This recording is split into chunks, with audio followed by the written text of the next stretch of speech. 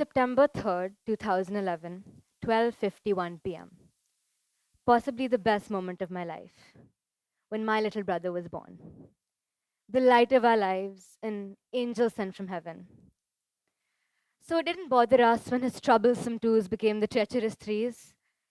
In denial, we brushed off the fact that he wasn't forming full sentences by the age of 2, hiding behind the other fact that babies in this day and age tend to have minor speech delays. But what we didn't realize is that problems such as autism and attention deficit hyperactivity disorder can be reliably diagnosed by the age of, again, 2. Finally, after an ugly period of denial, we accepted that he had a problem. Autism, ADHD, or a combination of both. The next year was a whirlwind of therapy centers and all sorts of realizations. People tend to stare. People ask insensitive questions. People are, well, insensitive. This was the first realization I made. Although my brother's problem isn't what you call severe, it is, well, noticeable. But what most of us don't know is that such problems are very vast. In colloquial terms, there are two poles, dull and hyper. My brother is more on the hyper scale, which causes his behavior to escalate due to lack of understanding and comprehension. So people started staring. They started telling us to teach him how to act, how to behave. They started asking us questions.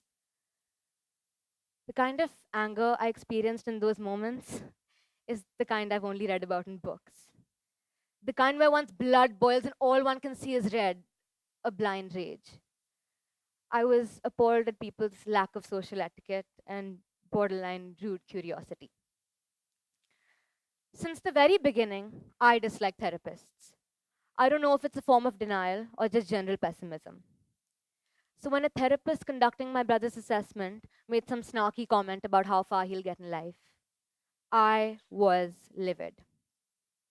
I didn't talk about how I felt, but I couldn't concentrate and was moody all the time. The thing is, I let that one stupid comment affect me. I let that one stupid comment control me. I let that one stupid comment become me. One evening, my mom walked into my room saying that she just written an article. The article talked about lifting oneself from a situation into a metaphorical balcony. I read it, told her it was well written, which it was, and tried to push it out of my thoughts. Until a few weeks later, that article tumbled into my mind again, and I finally understood it. Close your eyes and imagine you're in a battlefield. All you can do is kill. But suppose somehow you manage to lift yourself from that battlefield onto your metaphorical balcony. You could strategize and see the other person's point of view. This made me realize that what I thought was other people being judgmental was just their lack of understanding and limited experience. People would stare at my little brother, even though it was wrong, because it's something out of what we know as normal, not because they were targeting me. I think understanding comes when we realize that other people's opinions are derived from their own narrow perspectives and own limited experience. When someone comments on you, on any aspect of you, know that it's not about you. You aren't even factored in when they're giving advice. If there's one thing I've learned from everything till now, it's that judgment is an indirect form of self deprecation and lack of knowledge. We can't let someone else's insecurities affect us. We can't let that one stupid comment affect us. We can't let that one stupid comment control us. We can't let that one stupid comment become us. We just can't let it. Thank you.